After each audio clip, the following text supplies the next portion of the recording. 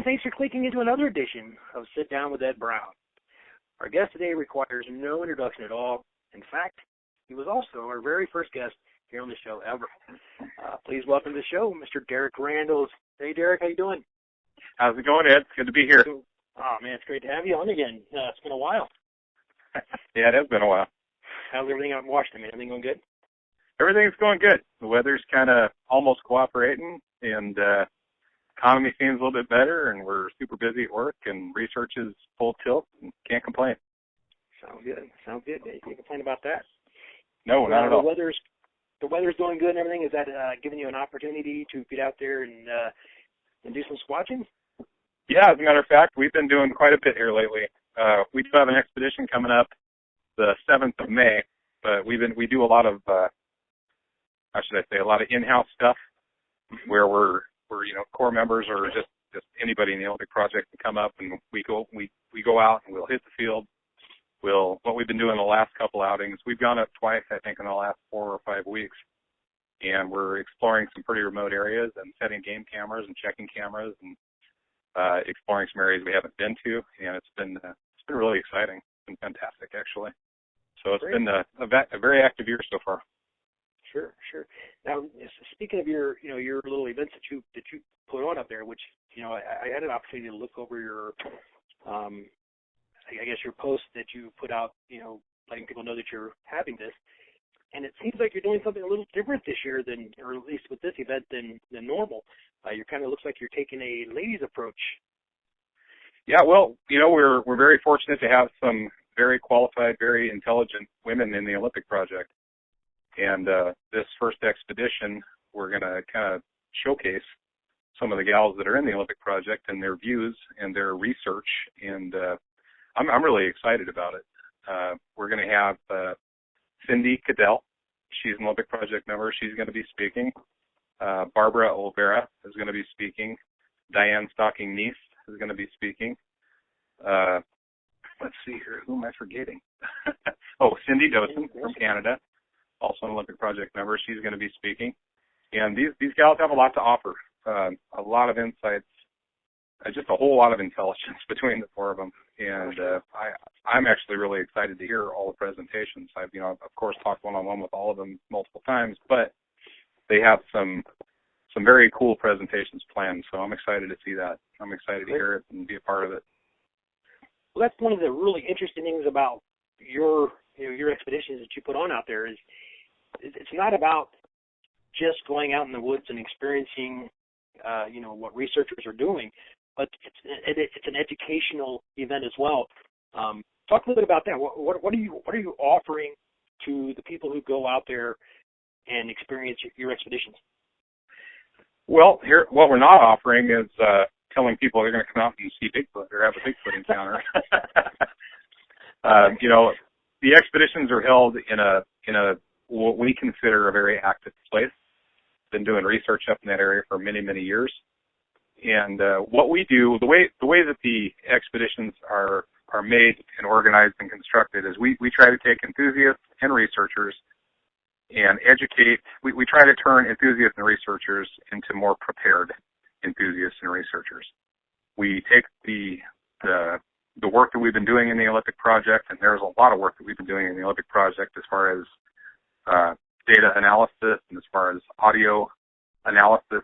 David and Tom have just been doing tons and tons of stuff. They're actually breaking ground in a few areas. So what we do with the attendees is we share our most recent, latest research with them. We give them presentations from some of the top people in the field. We go out and do free hikes in this area and look for tracks and go tracking. And on top of all that, we give 6 classes, everything from track casting to facing predators to wilderness survival, backpack preparedness, audio analysis, DNA gathering, on and on and on. So it's a whole bunch of information, shoved into you in 3.5 days. And the cool thing about it is almost all of the people that have been on the expeditions now, in turn, have a good set of tools to go out and document the evidence that they find. Because one of the things we're very comprehensive about is evidence documentation. So you can take all the Bigfoot stories that have happened, and then now, you can put this documentation to them, and then you have, new information that you can learn from. And we're doing an enormous amount of documentation, as a matter of fact. And so all these people that have been going on these expeditions now, in turn, share their information with us and share their research with us. And it just helps. It helps everybody learn more about what we're trying to do. So let me ask you about your expeditions. Now think back to something that's happened on one of your expeditions where, I guess, let me rephrase this. Has anyone claimed to have had an experience or seen something or anything of that nature that would be Bigfoot related? Yes. I can't say that too many people have claimed to have a sighting. We've had one or two people think they have seen, thought they have seen something. But there have certainly been audio encounters. We have found tracks on the expeditions. And actually, one expedition last year when Adam Davies was with us, there was quite an exchange with Adam and something in the woods, kind of a grunting contest. And it's from both sides of the trail that they were on, as a matter of fact. And that was very interesting. And I have actually personally experienced activity, what I consider activity at least, up in the same area. So yeah, things have happened. We've recorded a lot of audio. We've heard good, distinct, wood knocks on some of our night ops. But again, we're not advertising saying, come on out here and we're going to give you a Bigfoot encounter. We're not anywhere near that. We're about the opposite from that. We just want to get people out there. People come on these expeditions and they do cost money, and that money goes back into our research, because doing the research that we do on the level that we're doing it does cost money. Sure. As far as the cameras and the equipment and the thermals and this, that, and the other thing. But we don't just bring people out and say, okay, we're going to take you out in the woods and hope you have an encounter. That's absolutely the opposite of what we do. We try to educate people on, number one, how to be in the woods, how to survive in the woods, how to be prepared to be in the woods. Because if you're not prepared to be in the woods, you can't go out and do effective research unless you only get 30 feet from your car. And I think a lot of researchers don't think that, not they don't think, but sometimes people don't put it in perspective. The wilderness can be a very unforgiving place. And generally, you're doing your Bigfoot research out in the wilderness, and you need to be prepared to be out there. What happens if you're out there and you break your leg? What are you going to do? Do you know what to do? What happens if you get out there and you get lost? Do you know how to keep yourself alive? Do you know how to stay warm? Do you know how to find your way out of the forest? And so we put a lot of emphasis on, these subjects, just trying to get people more prepared to go out and do effective research. The more prepared you are when you're in the wilderness, the more effective research you're going to do. That's a given. Sure. I think that's an excellent point. And, you mentioned Adam Davies. And first, let me say that, I'd say he would probably be the winner of that grunting contest, by the way. But he's pretty good at it. But it's funny what you're saying is really reminiscent to what Adam told me when I spoke with him before. And that was the first thing that any researcher should know before they go out in the woods is understand the area you're going to first. Is that something that you would agree with? Oh, without a doubt. Without a doubt. We one of the classes we teach is just, about being prepared and going out there. You not only need to understand the area, you should study maps. Know where you're at. Get familiar with your surroundings. One of the things I teach is a hike plan is kind of like a flight plan. If you're going to go out and you're going to research, there's several things you need to do. You need to let people know where you're going. You need to write down and document where you're going to go, when you're expected out, what you expect to do when you're in there. That way, if you don't show back up, somebody knows where to come look for you. And then on top of that, just getting yourself wicked prepared. So if anything happens out there, you're going to get out okay. Sure. But yeah, that particular expedition with Adam Davies was really cool because some things were experienced by two different teams. I don't mean to change the subject back over on you here, but John Pickering and I and a couple other people were actually up higher on the ridge, quite a bit higher in elevation. And Shane Corson and Tom Baker and Adam Davies and that crew were down below us, almost directly as crow flies below us in a north to south configuration.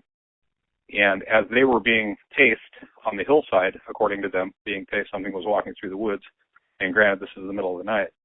Sure. There were wood knocks going off, very distinct wood knocks going off between the two teams that John and I and our crew was hearing. And so we've been actually researching that area on foot very heavily in the last few weeks.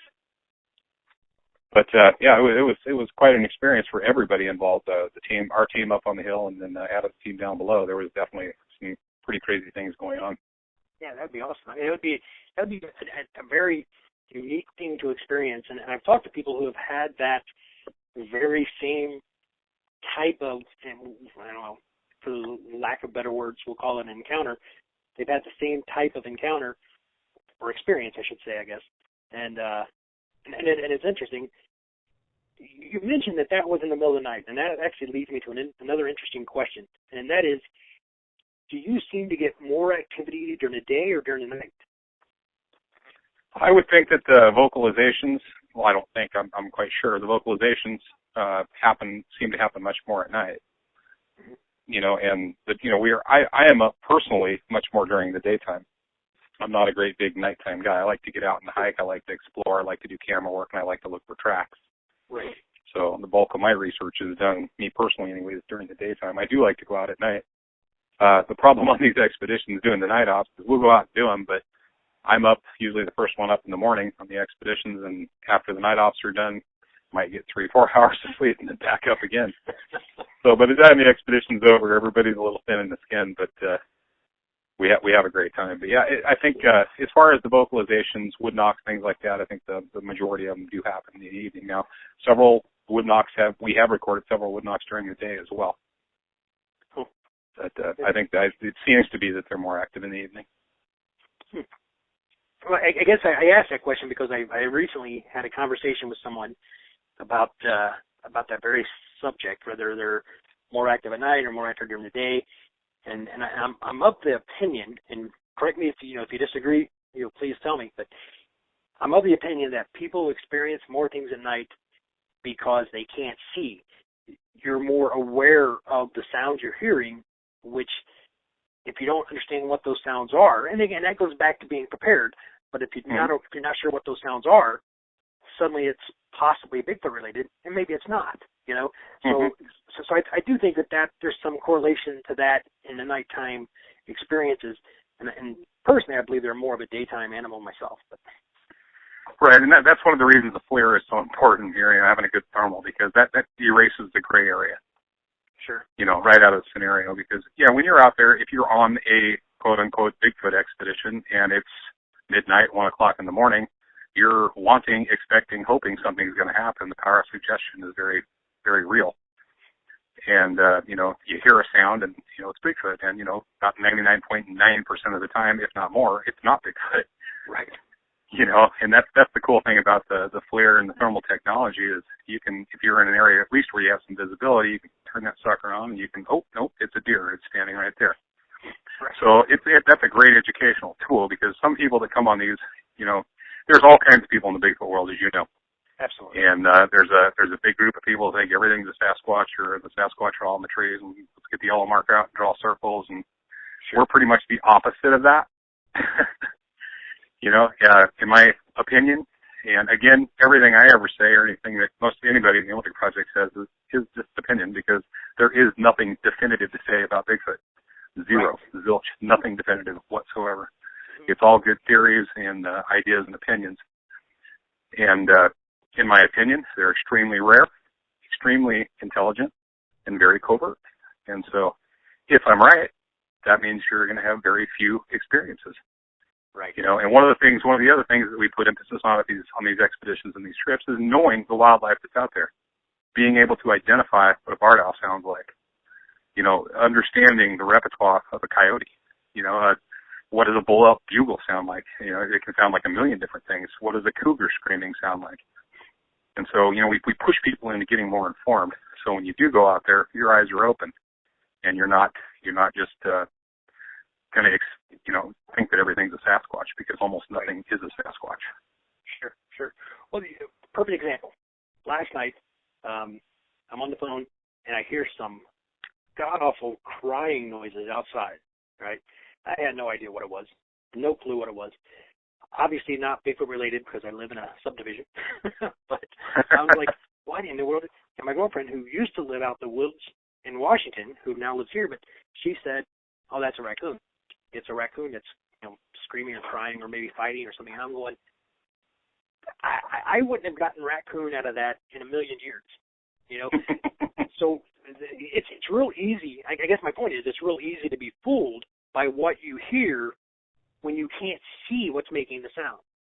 Absolutely. So yeah. Absolutely. And a big bull elk walking through the woods in the middle of the night, which they do, sounds like a freight train, you know. And it's very easy if you're on a Bigfoot expedition or out doing Bigfoot research and you hear this big thing coming through the woods, it's got to be a Bigfoot. Well, no, it's probably not a Bigfoot, but right. You know, we're just we try very hard to keep it real, because right. I think that there's a ton of people in the community that are not keeping it real. And you know, Bigfoot research is very fun, but if you get caught up in the seriousness of it, it can be incredibly frustrating because evidence is not around every corner. Right. And people, you know, could be wrong here, but in my opinion, people get so frustrated because it is a very hard research subject that they start reaching for things. Sure. You know, and I think there's a lot of that going on. And now I'm the first guy to say, I don't know. I just don't know. You know, does Bigfoot have any powers beyond, you know, the natural world? I have no idea. I hope not. And if we ever find out that Bigfoot does, I'm done. I'm going to go into big cat research at that point. You know, I don't want to believe that, and I don't believe that. But I never say I'm right about anything. I don't think anybody should, because it's all, like I said, there's just nothing definitive to say. There are a lot of good people that have a lot of good theories, that have done a lot of research, that have great opinions, and they're probably right about a lot of stuff. I think we're right about a lot of stuff, but we just don't know yet. Right. And that's one of the things that's so, you know, intoxicating about this is it's hard. You know, it's a monstrous challenge. And some people get burned out. Some people start inventing crap, and some people just dig it and love it and eat it up. And that's kind of where we're at. Well, if it's any consolation, I'm watching your cat video right now, so it looks like you're off to a good start on your cat research. You know, the funny thing is I could actually make that transition and be totally cool with it. I love cats. Yeah, that's right. And we've been fortunate enough to document probably close to 30 different cats on different ridgelines now. And I get very excited when we get a big, you know, predator cat on video. Sure.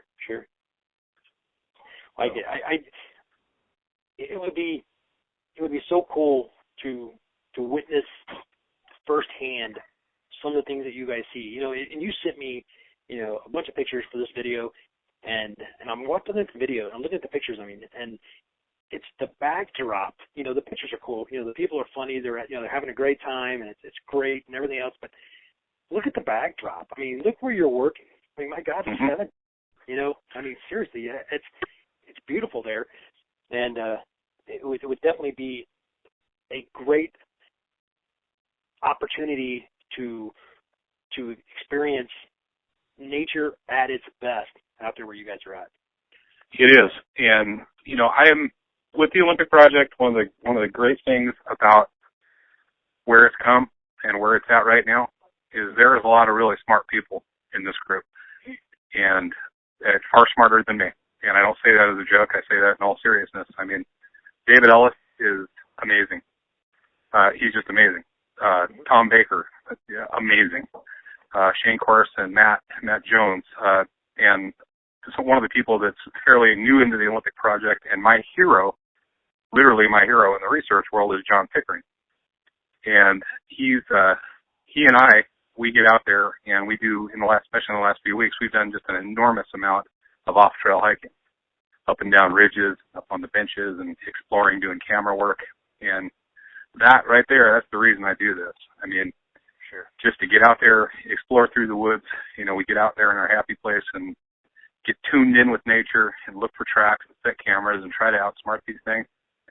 And it's just, it's a beautiful thing. I love it. And my role in the Olympic Project, I finally, you know, I got to the point to where, you know, because I'm one of those people that tries to do everything. I try to maybe micromanage and do everything. And now my role is, you know, along with necessitating, you know, the expeditions kind of, everybody does that, but, you know, I kind of take that role. And myself and my partner, James Millian, anyways. And then, but everybody else, they're doing this stuff. And I just want to do camera work, and I want to hike, go off trail hiking, and, you know, do my camera work and do some therming, and I'm good. So it's a good thing that these other people are in, and it's just a fantastic team. I can't say enough about the people that I get to work with. And John and I have been having some pretty amazing times this year, just getting very remote, living out of the backpack. It's just so much fun. Sure.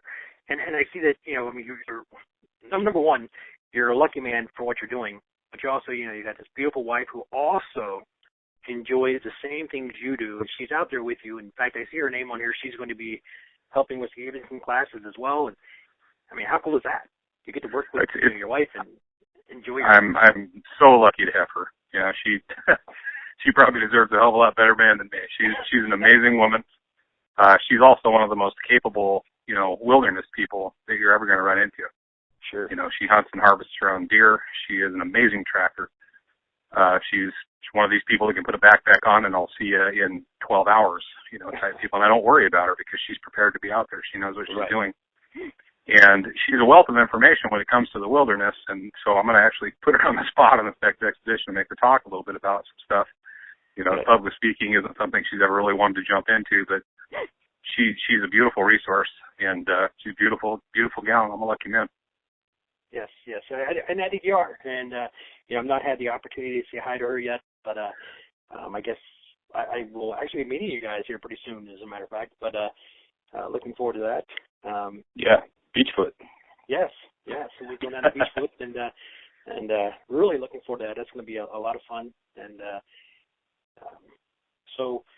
But obviously I don't want to get off track. I want to try to stay on the Olympic project. Understood. But we okay, as an outsider looking in, right? And you guys charge, how much do you charge for your expedition? It depends. This particular, what we used to do is we'd have up to 20 people, and then we learned over a couple of years that's too many, and the prices were down a little bit. Now we have a maximum of 12 people, and the price per person is $475. If two people want to come, a couple, like a man and wife, or one person with their significant other, or a father and son, or something like that, it's $675. So there's a little bit of a discount for a pair as opposed to a single ticket. And 12 people maximum, and that's it. And we're only, matter of fact, this could be the only expedition we do this year. But we might do one or two more. We're just not really sure. I mean, the expeditions are fantastic, but they take a lot out of you. It's a very intense 3 days, and they're a lot of fun. And I we'll probably do one or two more this year, but I haven't had anybody come forward and say, "Hey, man, that wasn't worth it," because between the classes and the presentations, the camping, the hiking, and the camaraderie with some of the top people in the Bigfoot world, it's a pretty square deal. Sure. Well, I've talked to a few people who have been there, and everybody's told me that it's been a great time. It's been extremely educational, and I think that, for me personally, that's the most interesting thing, is the fact that it's so educational.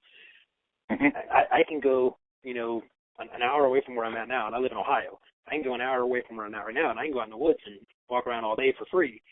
It's the education you get. It's the what you're picking up from seasoned researchers who know what they're talking about. That's mm-hmm. where that's, to me, is the most important part of what you're doing. Excuse me. Well, there are a lot of us that spend a very large amount of time in the woods. Myself being one. Myself, John Pickering, James Millian, Shane Corson, Matthew Jones. We spend a lot of time in the woods, and we are a good resource. And we're not. One thing that we decided in the very beginning, before we ever had our first expedition, is this isn't a money grab. We're going to actually teach everything that we possibly can. And now what we've got is this whole body of people, alumni, for lack of a better word, the people that have been on expeditions that share their research with us. Several of these people have come back, and now that they're doing it kind of the Olympic project way, as far as evidence documentation and keeping records, it's just amazing. Sure. It's just amazing. And once, you have so much documentation, like I, spoke about many, many times, if you document an area, say a core area, over the course of 3 to 5 years, you're going to start seeing patterns. If your documentation is, if you're on it, you're going to start seeing these patterns, and we are seeing patterns. We're to that point.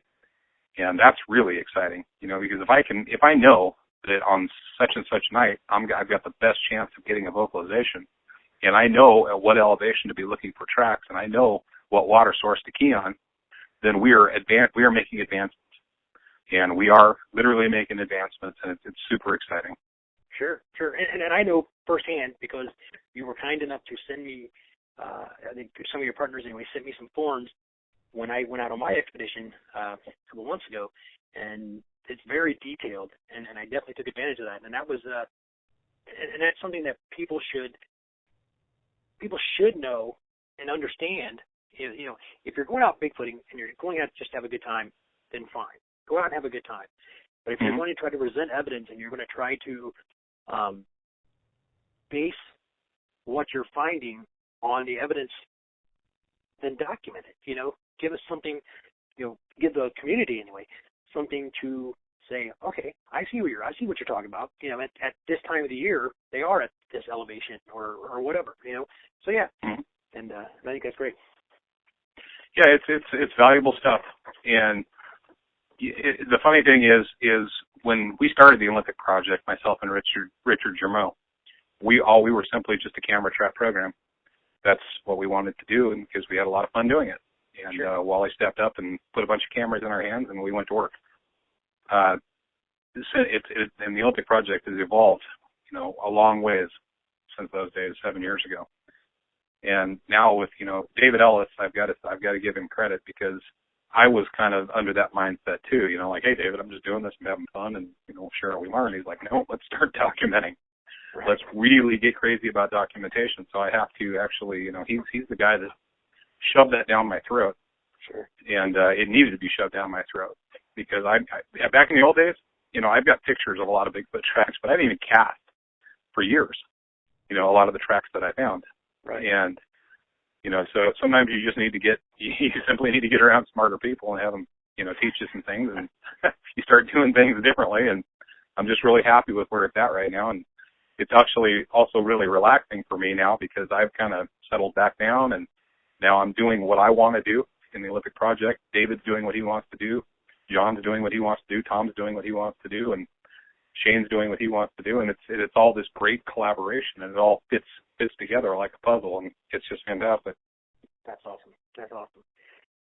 And I got to say, as if the time you're spending getting your expedition put together and everything you're doing with that, and all the work you're doing out there in Washington, you're also going to Florida, I guess, in September, right? Yeah, I'm pretty excited about that.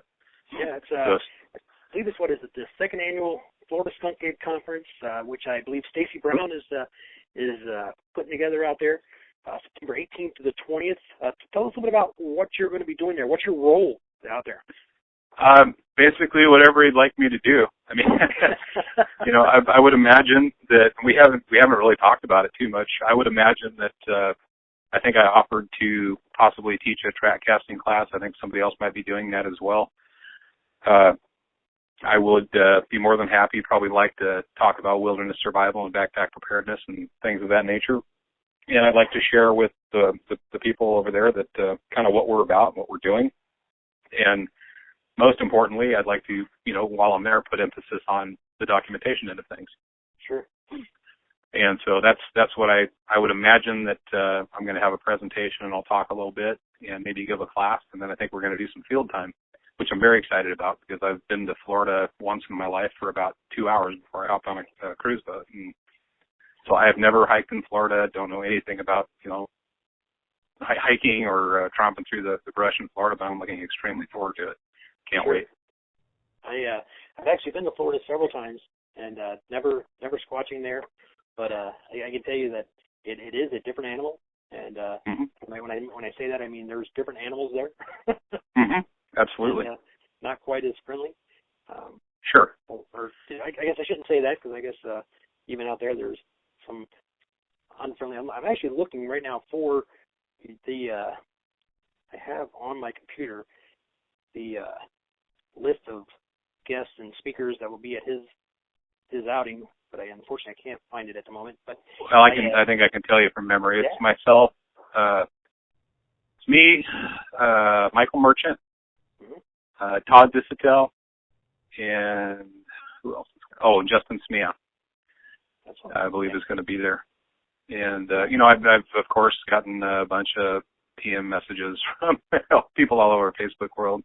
Can't believe you're going to present with Justin. Can't believe you're going to present with that person or with this person. It's like, you know what? Too bad. Don't go. Right. Don't go. It's just kind of like the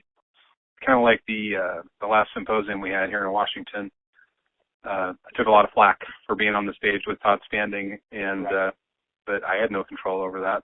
And we were there presenting the Olympic project, talking about the Olympic project. And just because I'm appearing at an event with somebody else doesn't mean I advocate or condone anything that they do or any of their research or anything I like. I'm just there representing the Olympic project, and I'm honored that I was asked to go there, and I'm looking forward to it. Sure. And I'll tell you what, just on a lighter note, I've talked to Justin, and I've talked to him for quite a while, and he's a very, very nice guy, very fun to talk to, very interesting guy. And, if anybody, for any reason, wouldn't want to go just because Justin was there, that's asinine in my opinion. Great guy, and I think he has a lot to offer. Well, Justin is my friend. Sure. Whether what he did or didn't do was right or wrong, or all that is, in my opinion, and which is the only thing I can speak to, is beside the point. Justin is my friend. Justin's always been very nice to me. I like him a lot, and if people don't like that, the unfriend button on Facebook is really easy to find. Right under friends. Nope. And I'll just make no excuses about it. The guy's, he's been my friend for years now, and never done anything wrong to me. And I could argue all day about what he experienced or what happened, and that's beside the point. Right.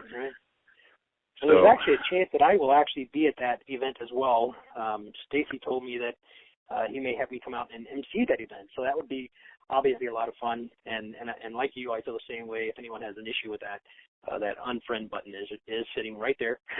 Yep, easy to find. Yes, easy to find. But hopefully no one does. But if someone feels that strong about it, then shame on them, and we'll move forward.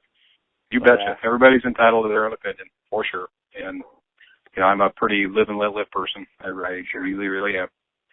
And if I get invited to speak somewhere, I don't generally, look at who's on the guest list to make sure it's okay that I speak there, because I don't take myself that serious. I'm a freaking redneck from Toledo, Washington. There people talk about rock stars and fame in the Bigfoot world, and there is no rock stars and there is no fame. It's just some people and their researchers got more, got some attention here and there and whatever, but you can't take yourself too seriously, for God's sake. This is Bigfoot. Half the world thinks we're crazy anyways, so, That's true. That's true. It's a crazy field. Yeah. Now, I know that, and I'm just asking, I haven't talked to Stacey about this, but I know at one point he said Dr. Todd Dissatel would only be doing a video presentation from, like through Skype or something. Is that changed? Is he going to be there this time? I have no idea. Okay. Not a clue. Okay. Wasn't sure. I didn't know if you were privy to that or not. I have to check. No, last time I actually spoke to Stacey was actually via PM message when he was telling me the dates were changing, and that was good for me because the original dates weren't going to work too well for me. Well, good. Well, it's a good thing it worked out, and obviously you can headline any event in the country, and I look forward to meeting you in July, and maybe again several other times here and there. But well, we'd love to get you up to one of the expeditions, or even if we're not having an expedition, just come up and do some research with us. Ed, I think you'd enjoy it. Man, I would thoroughly enjoy the opportunity to get out there and just, like you said, kind of become one with nature and just soak in that atmosphere, because to me it's a beautiful, beautiful area. And I'm going to do a shameless plug here real quick. As far as the May expedition is concerned, we were sold out, and we had 3 cancellations, people that couldn't figure out how to get there or whatever. And today, one of those spots was taken. There are 2 spaces left. It's limited at 12 people, and once those 2 spots are gone, they're gone. So if anybody that is listening would be interested in going, hit me up on Facebook. And registration is really simple, and we'll get you some more information. But again, there are just 2 spots left. Awesome. I was going to ask a minute ago, and I kind of lost track of conversation sometimes just takes off on me. But that's because I'm all over the place, man. I apologize. It's not your fault. It's mine. When people go, I mean, do you provide sleeping areas, food, things like that? I mean, what is it? What do people bring? I guess. What do they need? The people have to bring. We provide a amazing place to camp. It's right at the base of a mountain in the Olympics, and it's absolutely gorgeous. We provide the presentations, the camping, the classes, and that's pretty much what you're paying for, is the camping, the presentation, and the classes. And then there's a lot of free hiking going on, some organized hiking. It's just we get out and do what we do, and that's the other cool thing. The field time is we don't. We have this one amazing place that we like to take people to. It's a breathtaking waterfall, and it is up in one of our research areas, and I love hiking people up in there because it's not an easy task to get up in there. And but once you do, the payoff is huge. So we usually, everybody will walk out to that, and then beyond that, we go about life as normal. We're not trying to take people to a spot. Nothing is staged. It's life as normal with the Olympic Project. If we have cameras to check, we go check them. If we have cameras to retrieve or cameras to place, we go do that. And that is, I think, one of the beauty parts of this expedition. We're not staging anything for people's enjoyment. We are showing the absolute real research that we do, and come on, that's how it works. It works for us, anyways. That'd be a pretty cool aspect. I mean, just think about going there and you guys go retrieve some cameras and you're looking through the footage, to be there when you see some anomaly on the film and going, okay, scratching your head like, okay. Yeah, it's really cool. Yeah. I mean, camera research is a freaking blast. I mean, it's like Christmas, and as long as I've been doing it, it's still just as exciting every time you slip a disc into the deal, because you don't know what's going to be on there. And I get as excited, to see a big cougar walking by or a bear or what. It's just like Christmas time. It's so cool. Right. Which actually leads me to the next thing that I want to talk about, and that is this thermal image I guess I don't know if you were there. It's the Olympic Project collected, and I'm actually watching the video right now, and it's the 2 subjects coming from across the pathway. Kind of tell us a little bit about that and kind of set that up for us. Kind of let us know what's going on with that. Sure. And the first thing I'll say about it, I don't know if people are going to be seeing it, but I think some people have seen it because I put it up on Facebook. But I would like to say that it is 100% inconclusive. We're not claiming that it's a Sasquatch at all. We're claiming that it's very interesting given the circumstances that we filmed it in. So what happened? I mean, it's not on par. Like both sets of the Browns have a really good thermal. Stacy's got great thermal. Sarah and John have great thermal. It's not up on par with that stuff at all, but it is very interesting. And the interesting thing is, we were on a very large clear cut in our core research area, and doing the filming was myself and Shane Corson. We were up on top of the ridge, and down below, quartered to the left, was David Ellis and Keith Alquin and a couple other people, and they were broadcasting the John Andrews long howl through an electronic device, blowing it up through the ridge with a lot of force, and which is something, I think that's the only time we've ever done that. We just said, what the heck, let's try it. So we were doing that, and it was a very clear night, beautiful night, and about a half an hour after the broadcasting started, this very large subject appeared, and you'll see it in the video. And so it's just an anomaly. It's a big round thermal hit. And Shane and I were sitting there just getting annihilated by mosquitoes, and I didn't have a tripod with me. So we're watching this thing, and he has one therm and I have another. And he had a small unit in his hand, and I had the recording one, looking through that one, recording the video there. And as we're watching it, again, this is a half an hour after David started broadcasting. There was only one deer in the clear cut, and it was way over to the left, probably 400 yards from where the subject was. We knew that deer was there because we'd spotted it first. So this subject showed up half an hour after we started broadcasting, and Shane and I were just back and forth trying to figure out if it was moving or not. Is this thing moving? Is it a big elk? Is it a bear? What is it? We knew it was live just because of the thermal signature. And so we're watching it, and then a smaller one appeared to the right of it in the video, and then in time, it goes up and joins with the bigger one. And then something happens, not sure what, but it looks like either something reaches up onto the tree, or if it's an elk, maybe the elk's head sticks up higher. Not really sure, we're never going to be sure, actually. I don't know what it is. None of us know what it is. I just know it's really interesting, given the fact that we were broadcasting very loudly into this clear cut. Mm-hmm. So what did we do? We got this footage, studied it till our eyes hurt trying to figure something out, and then we did a recreation with two people, Abigail and Josiah Bernard, two other Olympic Project members. And Josiah is a great big dude. He's 6'2" or 6'3", and he's ripped. He's just a great big guy. And in the recreation that we did, he was about the same size as the smaller subject in the footage, and almost identical. It was about the same size as Josiah. Now, the bigger object was every bit of twice his size. Sure. And which doesn't rule out elk. Could be elk. Don't know. The curious thing about the video is whatever extremity or whatever kind of seems to reach up the tree.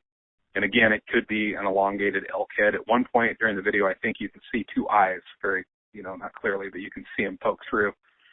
And so we don't know what it is. It's just really interesting, but again, not conclusive at all. Just interesting because we were broadcasting proposed Bigfoot sounds. And for elk to wander into an area with that going on, I think would be kind of weird. But there are a lot of elk up there. But the elk herd, the resident elk herd that is there is almost 50 elk deep. It's a big herd. And so if it was elk, then it was just two stragglers off the herd that popped in to see what was going on. But we're never going to know. And at this point, it's just chalked up to interesting. Sure. Well, I tell you through my observation, and I am no expert in video analysis. No thinker thunker. I'll put it that way. But I'll tell you, if the one were an elk, and could it be? Absolutely. The other one is not. It does. The other one, the smaller one, doesn't show any characteristics of any kind of four-legged animal, such as an elk or a moose or whatever. So it certainly does look upright as well. Yes, exactly. And if assuming the big one were an elk, why would there be something else with it? It doesn't make it just doesn't make any sense. So that's a great question. And I will also say that David Ellis, we did direct him over there, and there were no people anywhere around.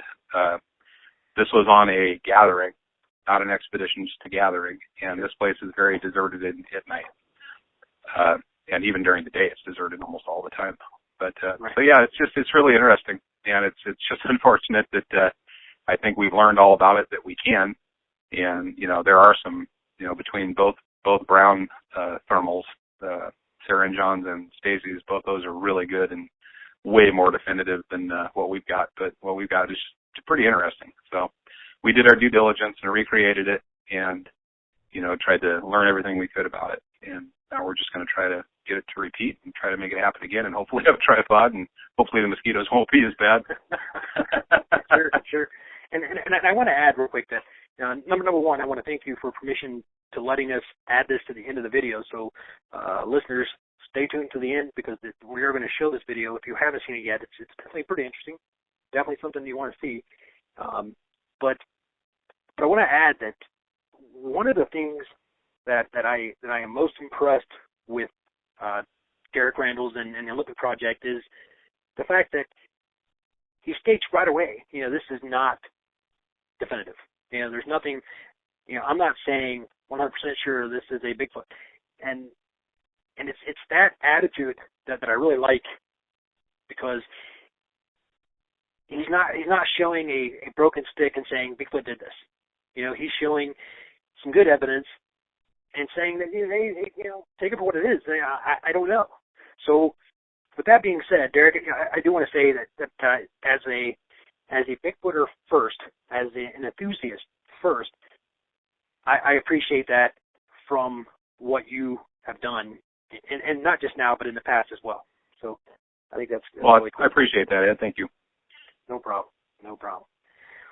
Well, Derek, listen, man, I have taken up a lot of your time this evening, and I know with work and everything else, I know you've been, really busy, and I'm sure you're probably ready to have dinner and relax a little bit. But I want to give you an opportunity if there's something that maybe we haven't touched on or something maybe we didn't talk about that maybe you'd like to add just to close out the show. That's a good one. We covered quite a bit. No, I just let's see. I want to give a shout out to everybody in the Olympic Project. That I consider these people brothers and sisters. I love this organization. I love the people I work with. I'm very fortunate to work with the people that I work with. There's some dynamic people, and they have a lot to offer. The work we are trying very hard to make advancements in this field. And there's something I'll add. We are marketing shirts, t-shirts, hoodies, and hats, and that money is going back into equipment. Any profits, and there's not a lot of profit in this stuff, but there is some, and it is helpful. And that stuff can be found if anybody's interested in any of our apparel stuff, they can just hit me on Facebook, and I can go over it like that. And it's very much appreciated. A lot of people have bought some stuff already, and it's been fantastic, the support, and also the nice comments from the people that have bought stuff in support of the Olympic Project. But I feel like the luckiest researcher in the world getting to work with the folks that I work with. And it is an absolute blast. I mean, we have a really good time. And I guess that's it. David Ellis is doing some amazing things with audio research. Tom Baker is doing some amazing data analysis stuff. And some of this stuff we'll be sharing when some of it's a little more complete, and some of the stuff is shared now. But as we progress, we'll continue to share the research that we do.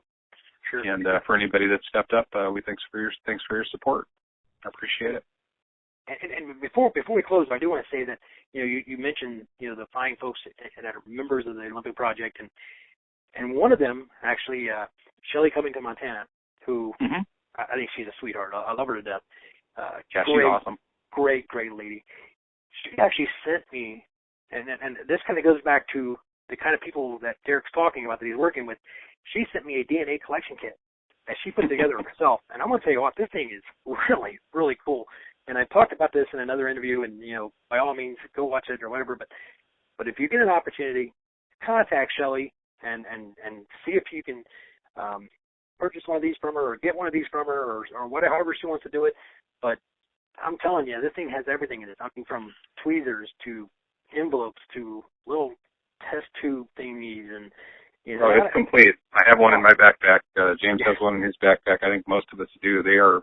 It is a really comprehensive kit, and that just touches back on what we get out of having people come on these expeditions. She came on an expedition as an attendee.